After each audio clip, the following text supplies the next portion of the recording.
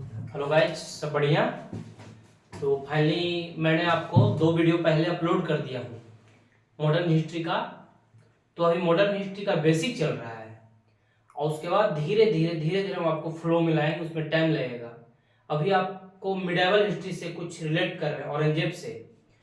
तो हम तुम्हें बताए थे, क्या बताए थे कि औरंगजेब की मृत्यु के बाद मुगल साम्राज्य का विघटन हो जाता है।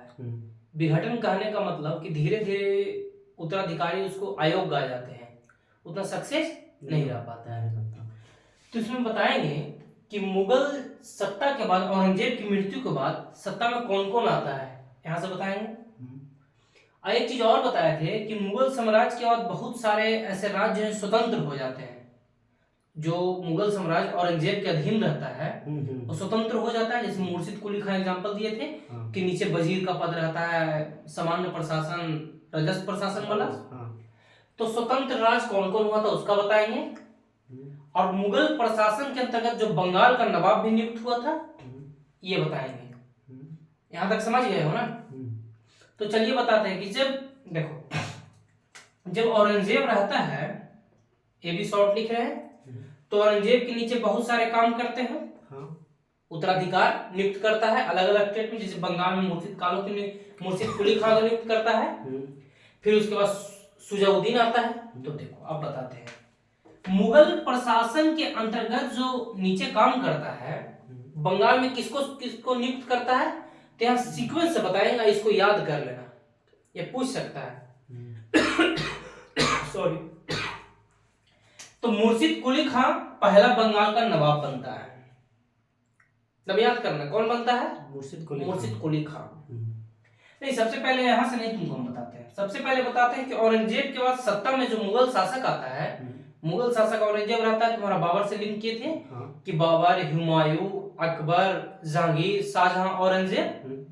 औरंगजेब का मृत्यु के बाद स्वतंत्र बहुत सारे राज्य होते हैं, लेकिन औरंगजेब के बाद मुगल शासक उसका उत्तराधिकार होता है पुत्र।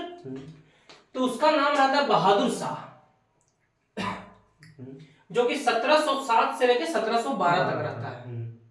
कौन रहता है, बहादुर शाह। 1707 से 1712। उसके बाद आता है जहांदार शाह। जहांदार शाह 12 से 13, 1712 से 13। उसके बाद आता है फर्रुख सियर 13 से 19। पता है जहांदार शाह को क्या कहा जाता है, एक कुछ कहा जाता है, बताओ क्या कहा जाता है। जो ना चाहता है वो चाहता है, लंपट मूर्ख कहा जाता है इसको। पूछेगा क्वेश्चन कि लंपट मूर्ख किसको कहा जाता है, सब पहले बता दिए हम, बस यहाँ पे नाम तुमको बता रहे हैं। तो लंपट मूर्ख जहांदार शाह को कहा जाता है, किसको, जहांदार शाह। अब फर्रुख सियर उसके बाद आता है, दिख रहा है ना। फर्रुख सियर को कहते हैं घृणित कायर। उसके बाद आता है मोहम्मद शाह।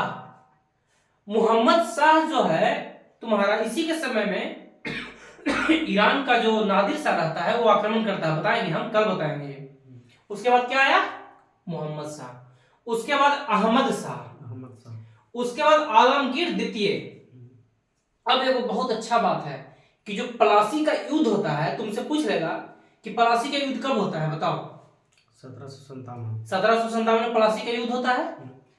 तब पूछ लेगा कि जब प्लासी का युद्ध होता है तो उस समय बंगाल का नवाब कौन रहता है, बताओ। बंगाल का नवाब, हाँ, आलमगीर द्वितीय। ये तो मुगल शासक हो गया आलमगीर द्वितीय। सॉरी। अब बंगाल का नवाब तुमको पूछ देगा तो देखो सिराजुद्दौला, कल बताया था, भूल गया तुम, घर पे पढ़ नहीं रहे हो। वो आप बताए तो उसको बता ली, यूरोप कौन था, लेकिन वो तो बताया था गवर्नर रहता है। हाँ। लेकिन यही बताया था कि बंगाल का जो सिराजुद्दौला रहता है उसका मीर जाफर धोखा दे देता है। हाँ, उसका नीचे वाला। हाँ, जो सेनापति रहता है। तुम भूल रहे हो, डिवीजन करना आज से तुम्हारा प्रॉपर टास्क मिलेगा। लेकिन पढ़े थे क्या, तो भूल गया। तो ध्यान रखो, दिन भर इधर उधर रहेगा तो कैसे होगा। अब देखो आलमगीर द्वितीय है। अब उसके बाद देखो भाई, हमारे पास आया हो तो सीरियस पढ़ना पड़ेगा, तुम्हारे लिए ही है। उसके बाद आता है शाह आलम द्वितीय। शाह आलम द्वितीय कब से, 59 से 1806। अब बताओ, एक घटना और हुआ था, बक्सर का युद्ध। अब बक्सर का युद्ध किसके किसके बीच हुआ था, पढ़े थे तुम? हम्म। अच्छा, जो बताया था रिवीजन तुम उसका किया था? ये वाला जो बताए थे बुकवा में ढंग से नहीं था, जहाँ तहाँ था। तो बक्सर का युद्ध किसके किस तुम ढूंढता, देखो वहां पे तुम बुक में है, वहां पे हम दिखाते हैं तुमको। तो बक्सर के युद्ध के समय पूछेगा कि मुगल बादशाह कौन था? बक्सर युद्ध के समय मुगल बादशाह, ये मुगल बादशाह यहाँ हो गया, ये बंगाल का नवाब हो गया, बंगाल का नवाब। ये स्वतंत्र तो होता है उसको बताएंगे। तो बक्सर के युद्ध के शाह आलम द्वितीय रहता है, शाह आलम द्वितीय, और उसके बाद अकबर द्वितीय, उसके बाद बहादुर शाह जफर जो कि 1857 में मतलब लीड करते हैं। तो इतना तक समझ में आया गया? तो अब क्वेश्चन पूछे, तुम मुझे बताओ कि जब प्लासी का युद्ध होता है तो उसमें मुगल बादशाह कौन रहता है? प्लासी का युद्ध में? हाँ, देख के बोलो, कोई समस्या नहीं। तुम ये नहीं से फिर इधर देखता है, तुम समझ नहीं पा रहे हो, नहीं समझा?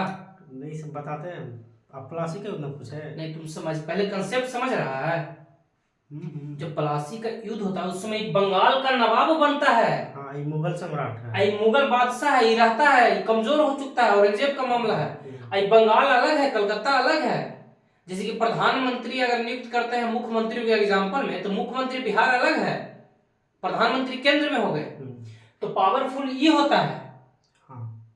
ये कौन हो गया? उसका नवाब, बंगाल का नवाब हो गया। तो जब हम तुमसे पूछ रहे हैं कि प्लासी के युद्ध के समय मुगल बादशाह कौन था? शाह आलम द्वितीय। 17 के युद्ध कब हुआ था? 1757। 1757, तो 1754 से लेकर 59 तक शाह आलम द्वितीय कैसे हो जाएगा? आलमगीर होगा, आलमगीर द्वितीय। अब बक्सर के युद्ध होता है तो बक्सर के समय कौन है? मुगल सम्राट। हाँ, बक्सर का युद्ध होता कब है पहले बताओ? बक्सर का युद्ध नहीं, दम पड़ता है तुम घरे, यही गलत है भाई। ये नहीं, बात सीरियस है, ऐसे रिएक्ट नहीं होगा। इतना छोटा छोटा क्वेश्चन पूछा, जब आगे बताएंगे तो बाउंस कर जाएगा। जब मराठा में घुसेंगे और सिख में घुसेंगे तो पूरा बाउंस कर जाएगा। फिर क्या है कि यार आप ही नहीं पढ़ाते हैं सौरभ या ठीक। कल इतना तुमको डिटेल से बताए थे कि बंगाल का अंग्रेज आता है, आक्रमण करता है, धीरे धीरे गुलाम बनाता है, मीर जाफर रहता है। मीर जाफर से क्या होता है? सिराजुद्दौला होता है, सिराजुद्दौला को धोखा दे देता है मीर जाफर, तो रॉबर्ट क्लाइव लड़ता है, उसमें हार हो जाता है किसका? सिराजुद्दौला का। उसके बाद मीर जाफर को बनाता है, मीर जाफर को भी हटा, और इसके बाद सिराजुद्दौला मीर जाफर बना, और मीर जाफर के बाद तुम्हारा हटा के मीर कासिम बन जाता है। और मीर कासिम क्या करता है कि विरोध कर देता है, और जब मीर कासिम विरोध कर देता है बक्सर के युद्ध होता है 1764 में। तुम्हारा 1764 में बक्सर का युद्ध होगा, समझ रहे हो? समझ गया ना? पढ़ो भाई पढ़ो, ऐसे नहीं कम तुम ले जाओ बुक और पढ़ो पहले, ठीक ना? हमारे पास आओ तो मेहनत करके आओ, नहीं तो ऐसा नहीं है कि हम मतलब स्वार्थ है कि भाई तुमको। तो शाह आलम द्वितीय 1759 से लेकर 1806 तक हुआ। तो पहले बताओ बक्सर के युद्ध कब हुआ? 1764। प्लासी का युद्ध कब हुआ? 1757। जब 1757 में हुआ तो आलमगीर द्वितीय रहेगा ना भाई, 1754 से 59 तक है। अच्छा, बक्सर का हाँ हमें हाँ नहीं है यहाँ पे शाह आलम द्वितीय 1759 से 1806 तक है। तो 1764 में क्या हो? बक्सर का युद्ध होता है। तो कौन है? अगर पूछ देगा मुगल बादशाह कौन है? शाह आलम द्वितीय, उसके बाद अकबर द्वितीय, उसके बाद बहादुर शाह जफर। नहीं, तुमसे क्वेश्चन यही बनेगा कि लंपट मूर्ख किसे कहा जाता है? तो जहांदार साहब को। घिरवित कायर किसको कहा जाता है? फर्रुख सियर को।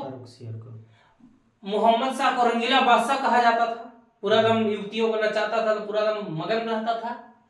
तुमसे और क्वेश्चन क्या पूछेगा? देखो क्वेश्चन कैसे कैसे बनेगा, सब तुमको बनाएंगे क्वेश्चन, पूरा क्वेश्चन लाएंगे, कल ही 10 लाएंगे। अब पूछ देगा कि जब प्लासी का वार हुआ था तो उस समय मुगल बादशाह कौन था? तो आलमगीर द्वितीय। जब बक्सर के युद्ध हुआ तो उसमें मुगल बादशाह कौन था? शाह आलम द्वितीय। बात समझ रहे हो ना? यही तुमसे पूछेगा। अब देखो इतना तो हो गया। अब उसके बाद एक चीज बताए थे कि जब औरंगजेब रहता है मेरे भाई, तो अपना नीचे उत्तराधिकारी नियुक्त करता है। जैसे औरंगजेब मान लो, इसके नीचे उत्तराधिकारी नियुक्त करता है, तो बंगाल में नियुक्त करता है। तो मुर्शिद कुली खां पहला बंगाल का नवाब बनता है। फिर यहाँ से क्वेश्चन तुमसे एक और क्वेश्चन पूछेंगे, मुर्शिद कुली खां क्या बना? बंगाल का नवाब बना। उसके बाद फिर क्या बना, सुजाउद्दीन बना, समझ रहा है। हाँ। उसके बाद सरफराज खां बना, उसके बाद अलवर्दी खां बना। सरफराज खां को मार कर अलवर्दी खां बना था। हाँ। तो अब बताओ ऐसा मुगल बादशाह कौन था जो टैक्स देने से मना कर दिया था? अलवर्दी खां। अलवर्दी खां। तुमको हर वक्त तुमको जी सोच रहा है कि बस ऐसी क्लास चल रहा है, रामायण कथा सुन रहे हैं 2 दिन से, कुछ नहीं या पूछे क्वेश्चन नहीं तो फिर मत पढ़ो, कोई फायदा नहीं है। और देखो तुमको सारा बुक में मिलाएंगे क्वेश्चन, प्रीवियस मिलाएंगे तुमको कैसे आता है क्वेश्चन, यूपीएससी तक हम तुमको क्वेश्चन अभी दिखाते हैं, तुमको यहीं पर रुकना है। और सिराजुद्दौला आता है। सिराजुद्दौला कौन सा लड़ाई लड़ता है? पूछ देगा कि जब प्लासी का वॉर होता है किसके किसके बीच होता है? प्लासी का युद्ध। हाँ, सिराजुद्दौला वर्सेस विरुद्ध रॉबर्ट क्लाइव। रॉबर्ट क्लाइव, हाँ। जो गवर्नर रहता है। दम तुम एक घर जाकर रिवीजन करता ना तो हर एक चीज तुम बताता। और तुम बोले नहीं थे टास्क, तुम ग्रेजुएशन पास आउट लड़का है, ग्रेजुएशन का लड़का हो, तुमको खुद सोचना होगा ना भाई। ग्रेजुएशन का लड़का हो तुमको खुद सोचना होगा, हम थोड़ी बताएंगे बच्चा ने कि हाँ यहाँ याद करना है, तुम खुद बुक में ढूंढता। अब सिराजुद्दौला है, अब बताओ मीर जाफर आया, अब मीर कासिम और किसके बीच में होता है लड़ाई? मीर कासिम। हाँ, वो जो अब बताइए चीज तुमको नहीं बताया है। मीर कासिम बताया। हाँ, ये नहीं बताया। बक्सर का युद्ध होता है, हाँ। लेकिन ये नहीं बताया है कि बक्सर का युद्ध किसके किसके बीच में होता है। जो बक्सर का युद्ध होता है उस समय हेक्टर मुनरो सेनापति रहता है उधर से। हेक्टर मुनरो, ध्यान रख, देखो क्वेश्चन सब तुमको दिखाएंगे यूपीएससी का, अभी तुम्हारे सामने बीपीएससी का, एसएससी का, रेलवे का, हर एग्जाम का दिखाएंगे हम। तो क्या रहता है यहाँ पे? मीर जाफर, उसके बाद मीर कासिम। अब जो बक्सर का युद्ध होता है मेरे भाई, उस समय पता है कौन कौन रहता है? मीर कासिम तो रहता ही है, उसमें मुगल बादशाह को भी शामिल कर लेता है। मुगल बादशाह। अब मुगल बादशाह कौन रहता है? देखो अब यहाँ पर जो मुगल बादशाह, तुम दिमाग लगाओ कि जब बक्सर की 1764 में हुआ है तो मुगल बादशाह कौन होगा यहाँ पर से? 1764 में। हाँ, बक्सर का युद्ध हुआ 1764 में। समझ पा रहे हो कि नहीं? हाँ, समझ पा रहे हैं। शाह आलम द्वितीय। शाह आलम द्वितीय। हाँ। तो पता है जब बक्सर का युद्ध होता है तो इधर से शाह आलम द्वितीय भी मिल जाता है। हाँ। बात समझो। और मीर कासिम भी। और मीर कासिम भी मिल जाता है। और एक अवध का, अवध, अवध जो स्वतंत्र होता है, सादत खान। सादत खान जो रहता है, सुजाउद्दौला रहता है, बदल जाता है तो सादत खान संस्थापक है, तो सुजाउद्दौला उसका नाम रहता है। तीनों मिलकर लड़ता है, तीनों को हेक्टर मुनरो हरा देता है बक्सर के युद्ध। हाँ, तो कहता हम तो जाएंगे सनम, तुमको भी ले जाएंगे हम। अपने तो डूबा ही, कौन डूबा अपने? ये तीनों। अपने तो डूबा, मीर कासिम भी। हाँ हाँ। मुगल बादशाह, देखो ध्यान रखो भाई, नहीं समझ में आ रहा बोलो तुम हमको कि नहीं भैया लिंक से हट रहा है, तुमको समझ में नहीं आ रहा है? नहीं आ रहा। हमको लगता है कि फिर हम नहीं समझा पा रहे हैं। ना आ रहा है, थोड़ा बहुत गड़बड़ा जाता है, गड़बड़ा जाएगा। तो मीर कासिम हुआ। हाँ। अब देखो शाह आलम द्वितीय हुआ, अवध का नवाब सुजाउद्दौला हो जाता है। तीनों मिलकर लड़ता है कहाँ? बक्सर की युद्ध में। बक्सर के और सबको हेक्टर मुनरो हरा जाता है, तीनों को हार जाता है, खत्म। हेक्टर मुनरो कहाँ का रहता है? हाँ, ब्रिटिश का रहता है, ब्रिटिश सेनापति रहता है उधर से। अब देखो,